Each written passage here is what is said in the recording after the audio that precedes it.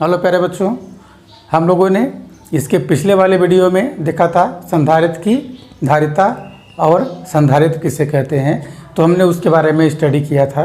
तो अब हम लोग संधारित्र के प्रकार देखेंगे। संधारित्र के प्रकारों को हमने बताया था कि वो 3 प्रकार के होते हैं और मुख्यतः आपके सिलेबस में समांतर प्लेट संधारित्र के बारे में दिया गया है। तो समांतर प्लेट संधारित्र को आज हम लोग सीखेंगे। हमने आपको बताया था कि संधारित्र के लिए क्या क्या आवश्यक है। 2 प्लेटें आवश्यक हैं, 2 प्लेटें आवश्यक हैं और यदि उनके बीच हम पराविद्युत माध्यम रख देते हैं तो उसका जो धारिता है वो बढ़ जाता है। तो हम लोग समांतर प्लेट संधारित्र की धारिता के लिए व्यंजक देखेंगे। किस किस कंडीशन में देखेंगे।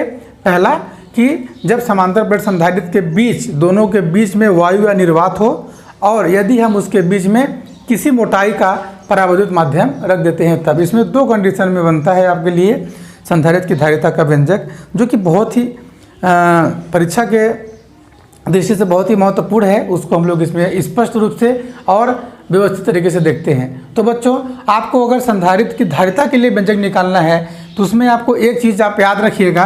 क्या याद रखेंगे? हम जानते हैं कि धारिता C= होता है। धारिता C= जो होता है कितना होता है? Q/C कितना होता था बच्चों? Q/V। तो जिस प्रकार से हम लोग जब विभव निकालते थे बच्चों, याद होगा आपको, तो विभव निकालने के लिए V= कितना होता था?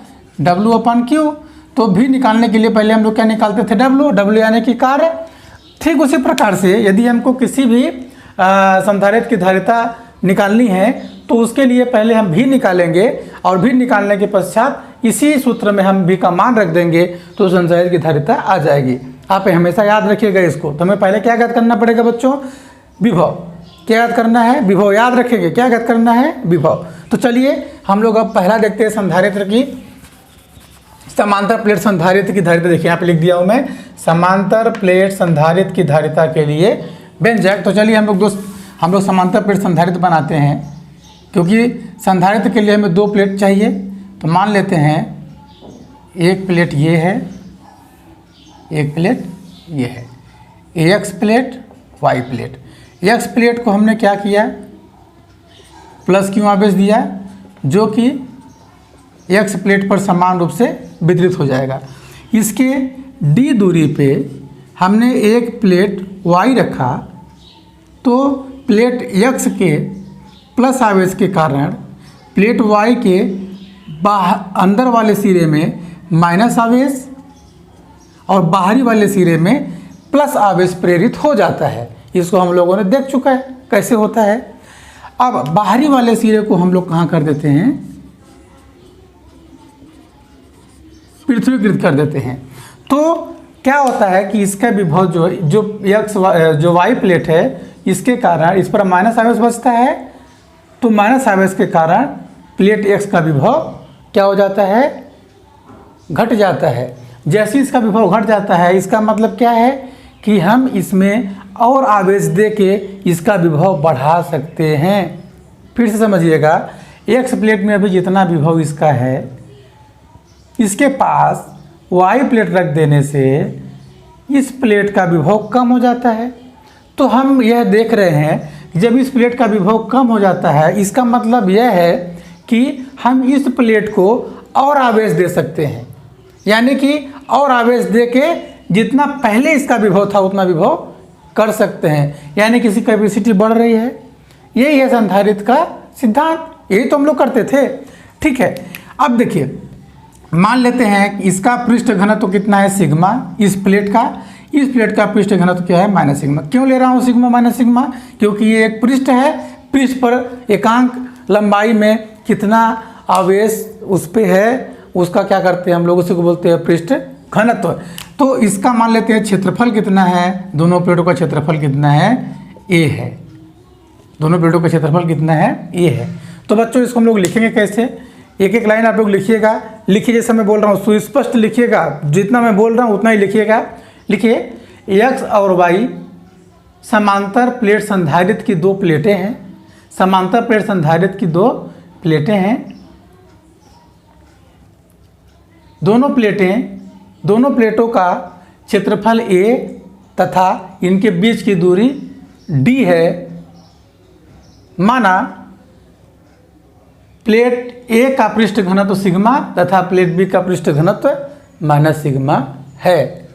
दोनों प्लेटों के बीच में माना कि, ऐसा लिखना, माना कि दोनों प्लेटों के बीच में के परावैद्युतांक का माध्यम भरा हुआ है। के परावैद्युतांक का माध्यम भरा हुआ है। ठीक है। अब इतना लिखने के पश्चात आप लोग अगले पैराग्राफ में लिखेंगे कि प्लेट x को प्लस क्यू आवेश देने से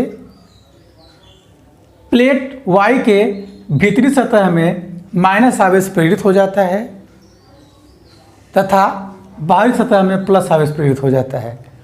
प्लेट y के बाहरी सतह को पृथ्वीकृत कर देने से प्लेट y पर केवल माइनस आवेश बचता है, जो कि प्लेट y के विभव प्लेट x के विभव को कम कर देता है। इतना लिख लिए। अब समझिएगा। अब देखिए बच्चों, ये प्लस बचा और ये माइनस, तो इसमें एक विद्युत क्षेत्र बन जाता है जो कि प्लस से माइनस की ओर इसकी डायरेक्शन होती है, तो आप लोग जानते हैं। तो एक विद्युत क्षेत्र ऐसे उत्पन्न हो जाता है जो कि प्लस से माइनस की ओर जाता है। ये बात समझ में आ गया आपको? ठीक है। इस डी को आप लोग नीचे बना लीजिए, दोनों प्लेटों के बीच की दूरी, तो ज़्यादा अच्छा रहेगा। ऐसे कर देते हैं। ठीक है। अब देखिए, इसमें बहुत ईजी है, कोई दिक्कत नहीं है। अब क्या करना है बच्चों, इन दोनों प्लेटों के बीच में कितना विभवांतर है, अगर उसको ज्ञात कर लेंगे तो इसी सूत्र में मान रख देंगे भी का, तो इसकी वैल्यू हमारी आ जाएगी। अब देखिए, अब लिखेंगे हम लोग क्या। अब इसमें आपको समझने वाली थोड़ी सी बात यह है कि x प्लेट के कारण और y प्लेट के बीच में विद्युत क्षेत्र कुछ न कुछ होगा, लेकिन x प्लेट के बाएं साइड, y प्लेट के दाएं साइड कोई विद्युत क्षेत्र नहीं होगा, क्योंकि वहाँ पे विद्युत क्षेत्र का मान कितना है, 0 है। तो इन दोनों प्लेटों के बीच जो विद्युत क्षेत्र होता है E, ये कितना होता है, दो प्लेटों के बीच गाउस के प्रमेय का अनुप्रयोग जब मैं पढ़ा रहा था अनंत समतल चादर के लिए विद्युत क्षेत्र का मान कितना आता है, तो हम लोगों ने वहाँ पे प्रूफ किया था सिग्मा अपान के इप्सिलॉन 0, सिग्मा अपान के इप्सिलॉन 0 एक प्लेट के लिए होता था E equal to sigma upon 2 के इप्सिलॉन 0। दो प्लेटें होते थे तो एक के लिए ये हो जाता था और एक के लिए सिग्मा अपान 2 के इप्सिलॉन 0। जब दोनों को हम लोग जोड़ देते थे तो हो जाता था सिग्मा अपान के इप्सिलॉन 0। देखिए जोड़ेंगे तो दो ऊपर से कट जाएगा, ये बचेगा। तो इस सूत्र से चूंकि दो प्लेट है तो हम लोग ये E1 E2 ना लिख के डायरेक्ट हम इन दोनों प्लेटों के बीच विद्युत क्षेत्र लिख रहे हैं E equal to sigma upon के इप्सिलॉन 0 A। इतना बात समझ में आ गया। तो यहाँ पे हम लोग लिखेंगे। अब उसके बाद ही जो मैं लिखवाया पृथ्वी कर देने के बाद लिखेंगे आप लोग,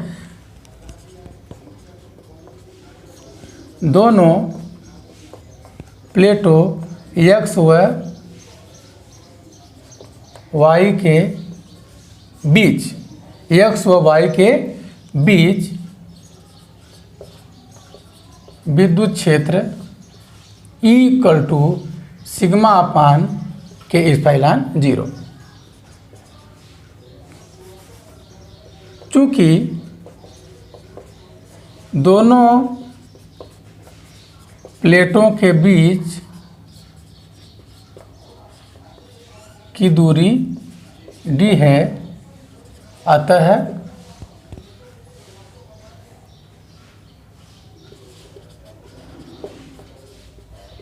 इनके बीच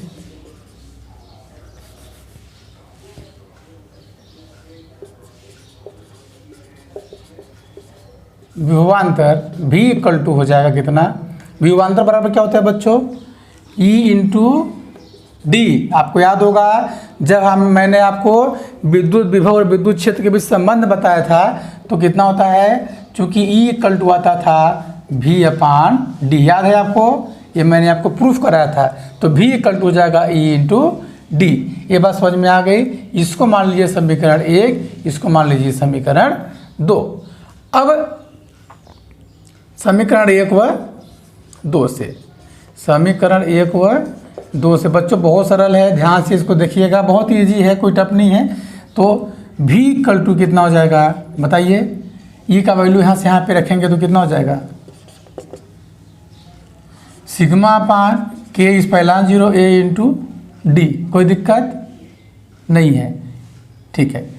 यहाँ पे जानते हैं हम लोग, इसको ऐसे भी लिख सकते हैं क्या, क्यू अपान,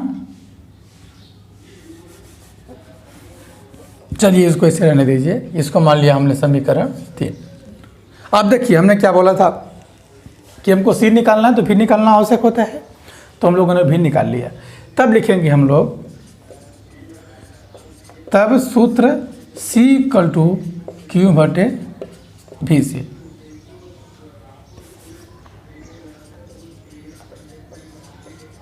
तब सूत्र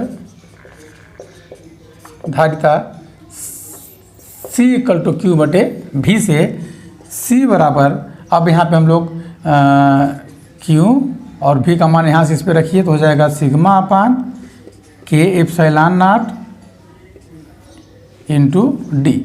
इसको आप लोग और लिख सकते हो Q अपान, सिग्मा का मान कितना होता है बच्चों, Q अपान A, और हो जाएगा K एप्सिलॉन 0 इंटू डी। चूँकि अपन जानते हैं सिग्मा इक्वल टू कितना होता है, सिग्मा इक्वल टू होता है आवेश बटे क्षेत्रफल। ये आपको पता है, ये क्या था, पृष्ठीय आवेश घनत्व, तो हमने क्यू को सिग्मा की जगह पे क्यू अपन ए रख दिया। अब देखिए इसमें से क्यू कैंसिल आउट हो जाएगा, तो ये ऊपर चला जाएगा तो हो जाएगा कितना, के ए एप्सिलॉन 0 अपान डी। के ए एप्सिलॉन 0 ये ऊपर चला जाएगा और ए डी नीचे आ जाएगा। ये आ गया आपका सी, ये क्या आ गया सी। ठीक है, ये यही है आपका किसके लिए, संधारित्र की धारिता के लिए व्यंजक। कठिन है क्या, बहुत इजी है, इतना ही आपको लिखना है। अब देखिए यहाँ पे एक दो कंडीशन आपको ध्यान देने वाली बात यह है कि यदि ये क्या है, के परावर्तितांक है, परंतु वायु या निर्वात के लिए के इक्वल टू कितना होता है 1, आपको पता है, और धातु के लिए के का मान अनंत होता है ना। तो जब के का मान 1 हो जाएगा तो इसको मान लो समीकरण 4, और तो यहाँ पे हम वायु निर्वात के लिए यहाँ पे C0 लिख रहे हैं, क्या लिख रहे हैं C0, तो हो जाएगा कितना, के की वैल्यू 1 हो गई तो हो जाएगा कितना, ए एप्सिलॉन 0 अपान डी, समीकरण 5।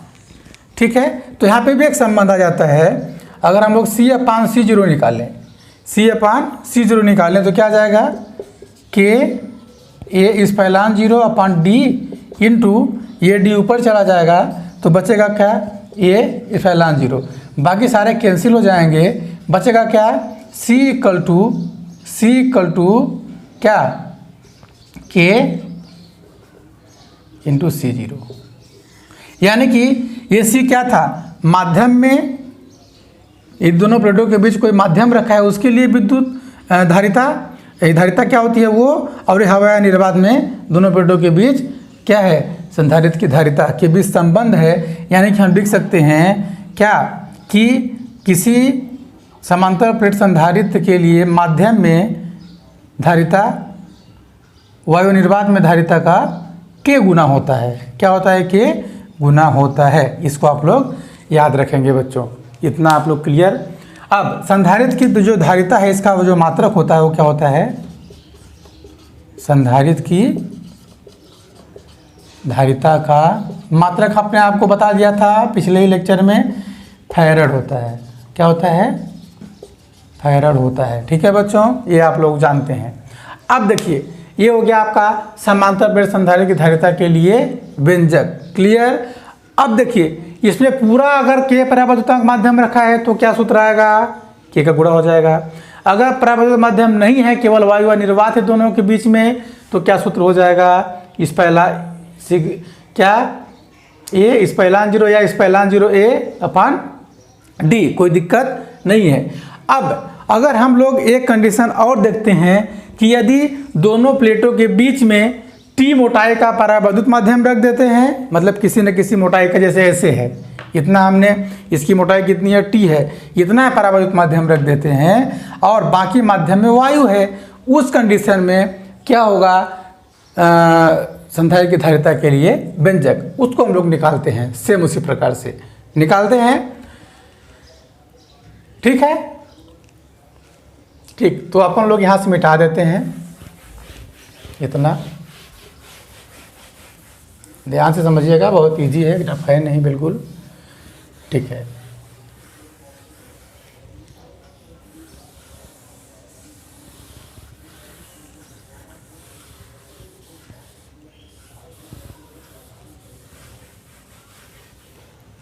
समांतर प्लेट संधारित्र की धारिता के लिए व्यंजक, जबकि यहाँ पे लिख दे रहा हूँ मैं,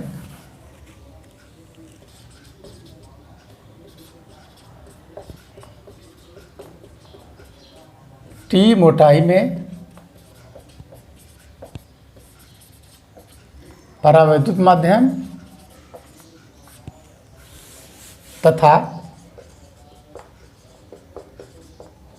शेष में वायु या निर्वात हो। बात समझ में आया प्रश्न? देखिए जब हम लोग डायग्राम बनाएंगे ना तब आपको समझ में आएगा और अच्छे से, ठीक है। तो देखिए बनाइए इसको।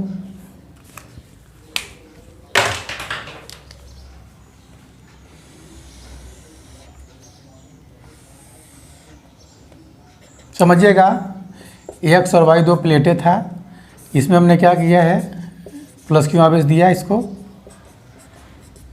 ये ऑटोमेटिक माइनस हो जाता है। ये प्रक्रिया सब में होगी। अब यहाँ पे हमने क्या बोला आपको कि ये कुछ हमने क्या कर दिया, के परावैद्युतांक का ये माध्यम है, इसकी मोटाई मान लेते हैं कितनी है, स्मॉल टी, और दोनों के बीच की दूरी कितनी है बच्चों, डी। तो टी मोटाई में हमने यहाँ पे लिख दिया, धारिता के लिए व्यंजक तो निकालना है समांतर प्लेट संधारित्र के लिए ही, लेकिन टी मोटाई में के परावैद्युतांक माध्यम हो, देखिए, तथा शेष माध्यम में, इसके बाद शेष ये वाला और ये वाला माध्यम में क्या है, वायु या निर्वात हो, तो उसके लिए हम बोल रहे हैं। तो शेष टी मोटाई में क्या है, परावैद्युत माध्यम, शेष माध्यम कितना बचा, यहाँ पे मैं आपको समझाने के लिए लिख दे रहा हूँ थोड़ा सा बच्चों।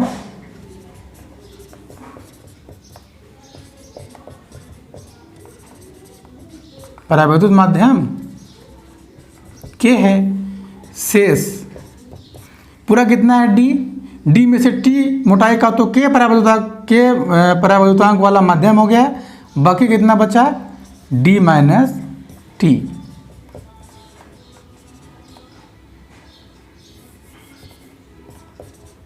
में क्या है, वायु या निर्वात। तो बच्चों यहाँ पे हम लोगों को जो विद्युत क्षेत्र निकालना है, इसके लिए अलग निकलेगा, माध्यम के लिए और वायु या निर्वात के लिए अलग निकलेगा, निकलेगा नहीं निकलेगा। तो हम लोग क्या करते हैं, ठीक उसी प्रकार लिखेंगे कि एक्स और वाई दो प्लेटें हैं, किसके प्लेटें हैं, समांतर प्लेट संधारित्र की प्लेटें हैं। इन दोनों प्लेटों के बीच में टी परावैद्युतांक माध्यम, टी मोटाई का के परावैद्युतांक माध्यम रखा है तथा शेष माध्यम डी माइनस टी में वायु या निर्वात है। और सेम इसी प्रकार से आप लिखेंगे कि इसका भी वही है, पृष्ठ घनत्व सिग्मा, इसका माइनस सिग्मा, और दोनों का क्षेत्रफल कितना है बच्चों, ए, दोनों का क्षेत्रफल कितना है, ये है। अब इसको आप लोग लिखेंगे क्या कि अब देखिए विभव निकालना है ना, तो विभव निकालने के लिए हमें दो विद्युत क्षेत्र हैं, तो दोनों के लिए अलग, इसके लिए विभव क्या होगा, के मोटाई वाले परावैद्युत रखने पे इसके बीच का विभव क्या होगा, और दोनों जो बाकी वायु व निर्वात में है उनके बीच का विभव क्या होगा, इसको निकालेंगे हम लोग। तो हम लोग यहाँ पे लिखेंगे, डायरेक्ट लिख रहा हूँ मैं, ठीक है।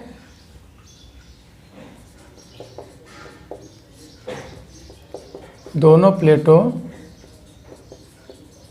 के बीच विभवांतर V इक्वल टू क्या होगा भैया, V इक्वल टू होता है E into D, E into D. तो पहले हम लोग किसका निकालेंगे, पहले के परावैद्युत माध्यम के लिए विद्युत क्षेत्र हमने मान लिया E, क्या मान लिया E, और दूरी कितनी है इसकी, T, तो हो जाएगा E इंटू टी प्लस इसका विभव कितना हो जाएगा, दोनों शेष माध्यम के लिए मान लेते हैं E0 into D minus T. बात समझ में आया। तो परावैद्युत माध्यम के लिए जो विद्युत क्षेत्र होता है वो कितना होता है, सिग्मा अपान के इस पहलान 0 इंटू टी हो गया, और इस अब विद्युत क्षेत्र हवा या निर्वात में क्या होता है, सिग्मा अपान इस पहलान 0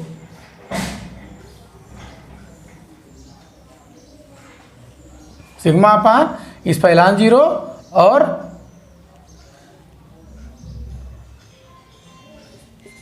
डी माइनस बात समझ में आ गया। ये हो गया आपका क्या, विभव। और जब ये विभव हो गया, जब ये विभव हमको कुल विभव, ये विभव समझ में आ गया बच्चों। हमने ऐसा विभव क्यों लिखा, हम जानते हैं कि विभव इक्वल टू तीव्रता गुणे दूरी होता है, तो पहले इसके कारण विभव निकालेंगे तो ये हो जाएगा ई इंटू टी मोटाई में है, और दोनों के लिए जब निकालेंगे इसके और इसके बीच में, तो शेष माध्यम कितना बचा, डी माइनस टी। तो डी ई जीरो मतलब वायु निर्वात के लिए T minus D minus T. अब इसको आप लोग यहाँ पे, ये चूंकि विभव आ गया, अतः संधारित्र की धारिता C इक्वल टू होता है Q अपान V से। तो V का मान आप यहाँ पे रख देंगे, अतः C equal to Q, V का मान रखिए बच्चों, सिग्मा अपान K इस पहलान 0 इंटू टी प्लस सिग्मा अपान इस पहलान 0 डी माइनस टी। यहाँ तक समझ में आ गया। अब सिग्मा का मान तो पता है आपको, कॉमन ले लीजिए पहले, तो सिग्मा अपान इस पहलान 0 कॉमन आ जाएगा, तो बचेगा क्या यहाँ पे, टी बटे के माइनस डी माइनस टी, इतना बचा। अब इसको और सॉल्व करके देखिए, इसका मान कितना होता है, Q बटे A, तो हम यहाँ पे लिख दे रहे हैं Q बटे A इस पहलान 0 T बटे के माइनस डी माइनस, माइनस क्यों, प्लस है ना, प्लस चलेगा यहाँ पे, ठीक है। अब Q से Q कैंसिल आउट हो जाएगा, बचेगा क्या यहाँ पे, C इक्वल टू हो जाएगा, ये इस पहलान 0 A ऊपर चला जाएगा, और बचेगा क्या, T बटे के प्लस डी माइनस टी। जब इसको हम लोग और सॉल्व करेंगे तो ऐसा लिख सकते हैं क्या, इस पहलान 0 A, इसको अगर हम लोग पहले लिख दें तो क्या हो जाएगा, D minus T plus T बटे के। तो इस पहलान 0 A इक्वल टू हो जाएगा, ऐसा भी लिख सकते हैं क्या, D minus T plus T बटे के, या सी इक्वल टू इस पहलान 0 A अपान डी माइनस, यहाँ पे टी कॉमन ले लेंगे तो हो जाएगा 1 माइनस 1 बटे के। तो ये दोनों आपको सूत्र आ जाएगा किस कंडीशन में, हवा या निर्वात के कंडीशन में। कोई दिक्कत है, ये आप लोग अच्छे से समझ गए होंगे, और ये मोस्टली आपके एग्ज़ाम में थोड़ा सा घुमा के ऐसा आ जाता है, ठीक है ना। ये हो गया आपका किसके लिए, समांतर प्लेट संधारित्र की धारिता के लिए व्यंजक, जबकि टी मोटाई में परावर्तित माध्यम हो और शेष माध्यम में क्या हो, वायु हो। अब हम लोग यहाँ पे देखिए, थोड़ा सा हम लोग चेक करते हैं।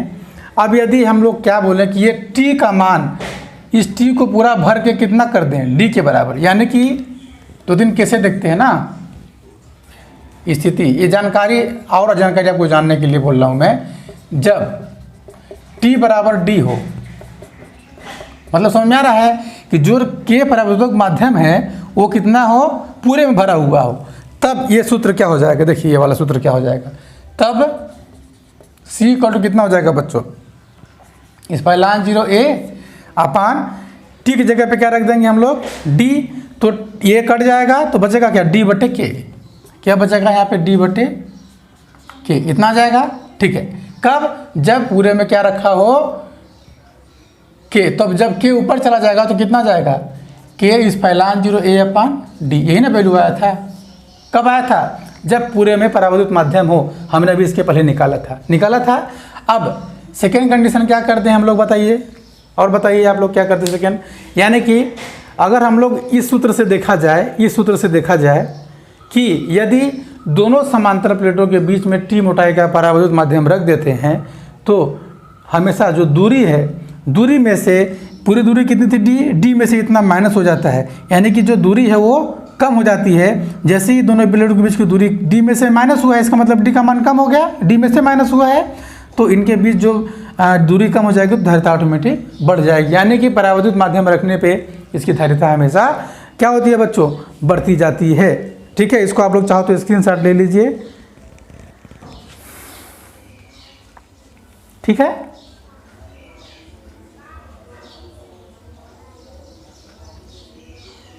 ठीक है। आप दूसरा मान लेते हैं कि इन दोनों के प्लेट में परावर्तित माध्यम न हो, धातु की प्लेट रख दिया जाए। इन दोनों के बीच में क्या रख दिया जाए? धातु की प्लेट। तो धातु की प्लेट जब रख दिया जाए दोनों के बीच में, तो धातु की प्लेट के लिए K इक्वल टू कितना होता है? अनंत। जब K इक्वल टू अनंत होगा तो इसमें रख दीजिए वैल्यू, तो कितनी हो जाएगी? C equal to epsilon 0A upon D minus T और 1/T बटे अनंत। इसका मतलब क्या हो जाएगा? T अपान इनफाइनाइट। तो 1/इनफाइनाइट, इनफाइनाइट का मतलब कितना होता है? 0। तो हो जाएगा स्पाइलान 0A और D माइनस T। ये हो जाएगा C इक्वल टू किसके लिए? जब दोनों धातु के प्लेटों के बीच में क्या रखा हो? क्या रखा हो? धातु, दोनों प्लेटों के बीच में धातु की प्लेट रख दिया गया हो। ठीक है, चलिए ठीक है। अब जो तीसरा है, फर्स्ट सेकेंड में देख लिया, थर्ड में देखते हैं। इसको हम मिटा देते हैं और थोड़ा सा समझते हैं इसको। हाँ, थर्ड ये बोला जा रहा है, यदि मान लेते हैं कि दोनों प्लेटों के बीच में क्या है? केवल वायु या निर्वात है, तो उस कंडीशन में T इक्वल टू क्या हो जाएगा? 0। T क्या था? ये T है ना। T इक्वल टू कितना हो जाएगा? 0। जब T 0 हो जाएगा मतलब T है नहीं, तो इस फार्मूले में रखेंगे तो क्या हो जाएगा अपना? C equal to epsilon 0A अपान ये 0 तो ये 0 हो जाएगा अपान D।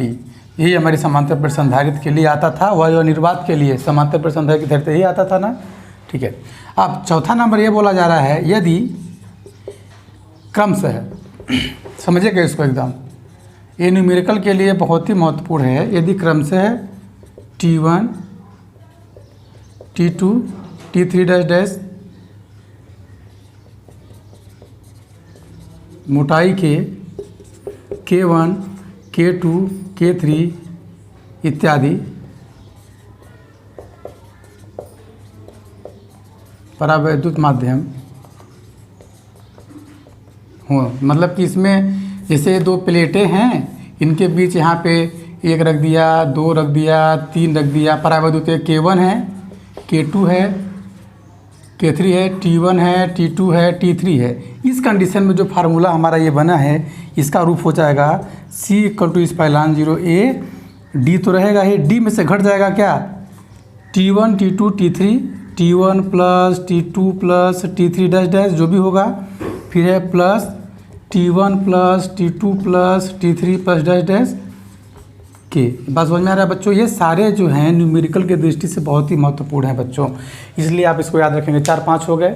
ठीक है, पहला तो यहीं से हम निकाल सकते हैं कि चूँकि परावैद्युत माध्यम रखने से D की मोटाई कम हो जाती है, D की जो मोटाई है उसके बीच की दूरी है वो कम हो जाती है, तो धारिता बढ़ जाती है। दूसरा, जब पूरे माध्यम में परावैद्युत माध्यम भरा हो तो ये आ जाता है, K का गुणा हो जाता है। यदि इसके बीच में धातु रखा हो, धातु का जो परावैद्युतांक होता है वो इनफाइनाइट होता है, तो उसकी वैल्यू कितनी आ जाएगी? इतनी आ जाएगी। अब यदि दोनों प्लेटों के बीच में वायु या निर्वात हो तो T की वैल्यू कितनी हो जाएगी? T मतलब उसकी मोटाई 0, तो T इक्वल टू 0 रखेंगे तो इसकी वैल्यू हो जाएगी ये। अब इसी प्रकार से इस प्रकार, मतलब ये कई सारे आपको ये हम बोल सकते हैं जानकारी प्लस आपको इतना जानकारी होना चाहिए समांतर प्लेट संधारित्र के बारे में। ठीक है, तो ये हो गया समांतर प्लेट संधारित्र की धारिता पूरी तरीके से कंप्लीट। अब हम लोग न्यूमेरिकल्स देखेंगे कई सारे कि अगर इसको समानांतर रख दिए, समांतर तो है, इस प्रकार से रख दिए, वर्टिकल रख दिए तो क्या होगा, प्लेट के वर्टिकल रख दिए तो क्या होगा, इस टाइप से कई सारे न्यूमेरिकल भी इसमें पूछे जाते हैं। तो हम लोग न्यूमेरिकल सेशन में उसको सभी न्यूमेरिकल को हम लोग एक साथ लगाएंगे। ठीक है स्टूडेंट, तो इसको आप लोग पढ़ते रहिए, है ना। ठीक है, धन्यवाद।